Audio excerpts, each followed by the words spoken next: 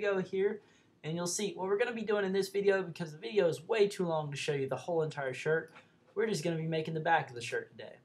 And I have everything in your files folder, you'll see that. And if you want to see how to make the whole entire shirt, there will be another video following with the whole video. This is just going to be a short clip to show you how to make the back of the shirt. You can see here it has a couple different patterns inside that people tend to use. And we're going to be calling the company Southern Style. So what you're going to do is go back to the original folder here. You're going to have that ready and open, so we're going to minimize that. Then you're going to go to Illustrator. In Illustrator, once it loads up and everything, you're going to go to File and New, not New from Template. You're going to go to File, New. And what that's going to do is open up your document window.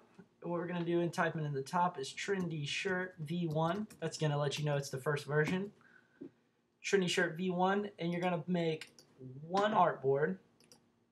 So you see one artboard there, and the size you want to make the artboard is going to be in inches, so you're definitely going to want to change your units to inches if it's not already there. Just go ahead and just take that to inches. That's what most people accept in the print industry. Then you're going to go to your width, you're going to make that 14, you're going to make your height 14 as well. And the reason for that is because print shops really tend to use bigger file sizes. They don't really like anything too small. Anything smaller tends to get pixelated. They sometimes have to recreate it. It just takes so much time. Go ahead and give them a larger file size, even if it means, biting a bit and getting maybe a larger zip drive or something like that to send it to them. So starting off, what you're going to do is change your color mode to CMYK if you haven't already. And you're going to keep it at 300 ppi. That way you can get them the highest digital file as possible. You're going to click OK. That's going to open up. See, I guess I only marked 3. Let's go ahead and take out the other 2 artboards here. And how I did that there, if you didn't notice, is we'll take and show you a couple command shortcut keys. But all you have to do to bring up the artboard tool is what it's called, is Shift O. Shift O is going to bring up the artboard tool. It's going to make all of your artboards live. And pretty much an artboard is the area in which your artwork is being made. And if you ever watch my videos here, you'll notice that I go back and forth between tools really fast just by using the shortcut keys. So what I just did just now was Shift O. That's your artboard tool. And to get back to your regular mouse without having to scroll up to the top, all you have to do is press V. And that's going to automatically set that for you. So to get started, what we're going to need is the EPS file for the bulldog shape. And that's pretty much just the shape of the bulldog itself. And then we're going to need the actual flag picture that goes behind the bulldog. So then you're going to go back to your Trendy Shirt Downloads folder. You're going to go to the back of the shirt. And I'll have the bulldog shape EPS here for you. And then the patterns. So first thing, let's go ahead and shift select every single pattern. That's going to mask select each one. You're going to drag those into Illustrator. And those are all going to come in on this one square. You won't notice it at first, but there are 6 pieces here. They're just all up under this one piece. And since you have that here, what you're going to have to do now is embed them in the file. That way, when you open it up later on, they become part of the actual Illustrator file itself.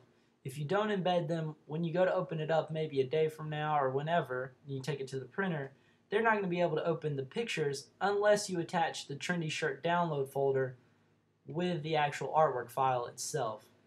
So to save you from all that headache, just go ahead and embed it. And like you see here, all the different patterns are right here, just waiting. And you just pull those apart there. Should be 6 total. Alright, so once you have all of those and they're embedded, you're good to go on that. A couple panels I like to keep open. I keep open my transparency just in case I want to multiply something or something like that, change the opacity of a tool. I also keep my swatches panel open, just a little quick shortcut key if I want to change a shape into black, red, yellow, something like that. And then also too, I like to keep my Pathfinder open. That's another big one. Pathfinder essentially is just taking a shape and just taking another shape in front of it and cutting pieces out of that shape or to make new shapes. So if you see I highlighted both of these here, bam, now I have this little oval rectangle cutout, if that's essential. I guess you can use that. So now getting back started here, what we're going to do is open up your Trendy Shirt Downloads folder. And you've already got all of your patterns, so now all we need is a bulldog. So what we're going to do, instead of just double clicking the bulldog or dragging him in, you're going to need to control select the bulldog or right click, depending on if you're using PC or a Mac. Then you're going to scroll down to Adobe Illustrator CS6 or whatever CC you're working in. And then we're just going to click that there. It's going to open up its own file with the bulldog itself. And you can see here I've already made the shape for you. If you're not happy with this shape, you can go find another outline that's perfectly fine. I just like to use the bulldog as I'm a Bulldogs fan. So then we're going to take and drag that to the front here. And we're going to keep that on the artboard. And pretty much all I did just now is you just hold down the bulldog, you drag him up to the top here, and you can travel back and forth between files. And that makes it so much easier. It's something new that they added a couple illustrators back. It's probably been a couple years now, but it's definitely a helpful function if you're trying to move back and forth between files with relative quickness. So you see here you have your bulldog. At this point, I would suggest going ahead and Command copy and then Command F, which is going to mean paste and place. And the reason for that is because later on we're going to use that bulldog at the same size to to put a stroke on the bulldog. So that is one thing you want to make sure you do, is just Command paste in place and just keep a bulldog of the same size in the exact same place as where you're at. That way you don't have to line them up or anything like that, because it can be kind of a headache. So now what we're going to do at this point is I would probably go ahead and open up your folder here and look at the example I made for the back here. Not this one actually. It's going to be this one here. So we're going to pull up the example that I made. So you can see here on the back, this is how it's kind of laid out. So what I'm going to do is go ahead and drag that in as an example to use. And essentially we're going to try to make the exact same thing. So what I'm going to do now is go ahead and make a rectangle out of the patterns that I had earlier. So we'll go ahead and look here. I think the ribbon was on this leg. The anchors were on another leg here. Just want to make sure everything's lined up properly as well. That's another big issue. You want to make sure that you're not intersecting legs, because if you look like you're intersecting legs, it's going to look like a big wonky square, and you definitely don't want that look. So then the anchors go down here. You can always change it up a little bit. You don't have to do the exact same thing I'm doing.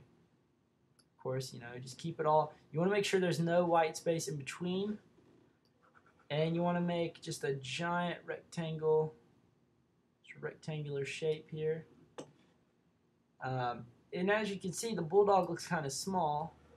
So what we're going to do is we have the other bulldog behind it. Let's go ahead and select the bulldog and make him as large as you feel necessary to give it that distinct look that you're probably looking for. Let's see. Make these patterns a little bit smaller.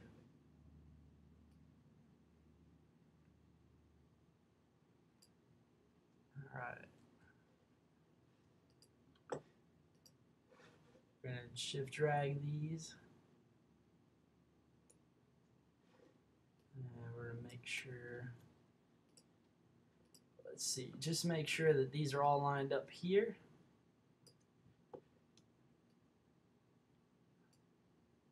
And like I said, you don't want to do this. You don't want to have it like intersecting in between. You want to either have this completely covering the leg or completely not covering the leg.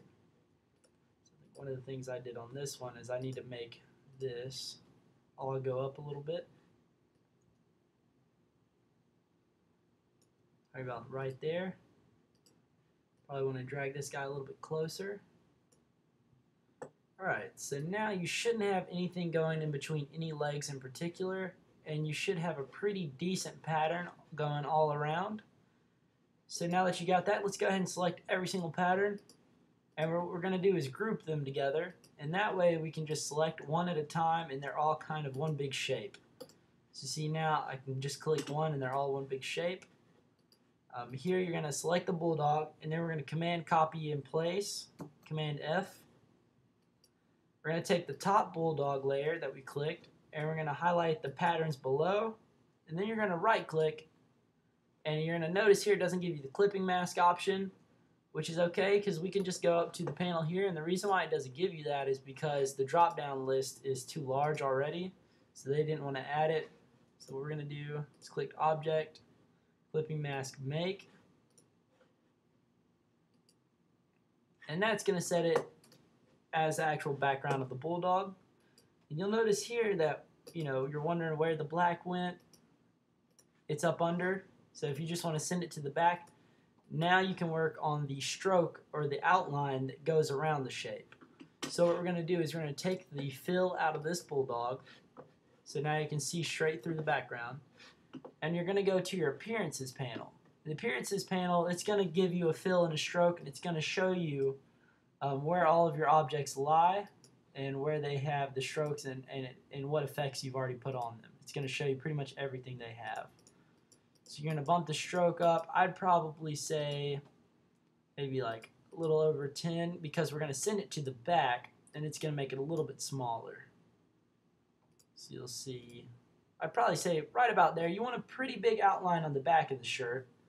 So now that we have that, we're just going to right click and we're going to arrange and send it to the back. And you'll see there now it gives you that decent line going around all over. And then at this point we're going to show you how to make the little text box that goes in there, the little frame. Pretty much all that is a rectangle. And you want to make sure you have your Pathfinder open for this. We're going to take off the stroke for the moment. And we're going to set that rectangle to black. We can do that over here in your swatches panel. So let's make sure that this is selected. So now you're in your swatches panel and you have a black rectangle. Then you're going to use the ellipse tool, which is pretty much the hotkey is L. So just click L and you get your ellipse tool. You're going to go to one of the corners here, highlight it, and you're going to go Shift Alt and you're going to drag, and that's going to make a perfect circle. You have to hold down Shift and Alt to make a perfect circle. So now that we have that, we can go ahead and size it. Probably going to be about right there. Right now that we have that size, you're going to take this circle and you're going to make 4 of them at each corner. So all you have to do is hold down Alt again, and that's going to copy and drag it over. And you're going to hold down Shift at the same time. That way it drags over in a straight line. And I'm just zooming in here. And they're going to Alt drag again to that corner, Alt drag over to that corner. Alright, now you have all 4 circles, and we're going to go ahead and select all of them. Command G, that's going to group them. And then you're going to make sure that they are selected first. Then you're going to select the frame in the background, and you're going to click the minus front option on your Pathfinder panel. And what that's going to do is take every shape that's on top of the shape and it's going to minus out the dead space in between them. So now you see here you're left with this kind of cool little frame shape, and then we're just going to take that, give it a white fill, make the fill white, and then we're going to up the stroke, which you'll notice started moving in your appearance panel. We're going to up that probably about 11, I'd say. Let's just keep it there. Let's keep it pretty simple. And of course, you probably want to take your stroke and throw it in the background, maybe bump it up a couple more inches. And then you're going to drag. And what this is going to do, the frame is pretty much going to cover all of these bad pattern lines that you're seeing that went in the background where they were uneven. That's pretty much what we're trying to cover right now. Probably want to shrink that down a little bit. And now you've got this cool little frame. And what you're going to do is you're going to use your type tool. So you can go up here to your panel, click type, or you can use your keyboard shortcut, which is T, and that's going to give you the type tool. You're going to click here and type in Southern style or whatever, you know, shirt design that you want to make. So type Southern style, and we're just going to shift and drag. That's going to make it larger. And then we're going to type this in Georgia. So you're going to go up to character up here. You're going to type in Georgia. And you're going to click enter. And that's going to change your font below. And most illustrators come with Georgia, so if you want to use that one, that's fine. Or you can use Adobe Garamond Pro or Times New Roman. And then we're just going to hold that down, and that's going to be part of your design there. And now the last and final step to making this the t-shirt design is you're going to select here, and you're going to click I. You're not going to click twice because that'll make it editable. What you're going to do is you're just going to click once and get you this little line going, that little blue line. And then you're going to click the command shortcut tool, which is I, and change the font to blue. And that's going to color pick the same exact blue that you're using in your artwork. You're going to hold down the drag tool here, and you're going to select everything and group them. And once you grouped them, that's pretty much it. There's your shirt design that goes on the back of the shirt. The file formats we're going to save it in will be discussed in the next video. So that's pretty much your design that goes on the back of the shirt. If you want to watch the next video, just go ahead and follow the link and click below. And it'll kind of explain a little bit further about how we set it up for print material and things like that and get it ready for printing.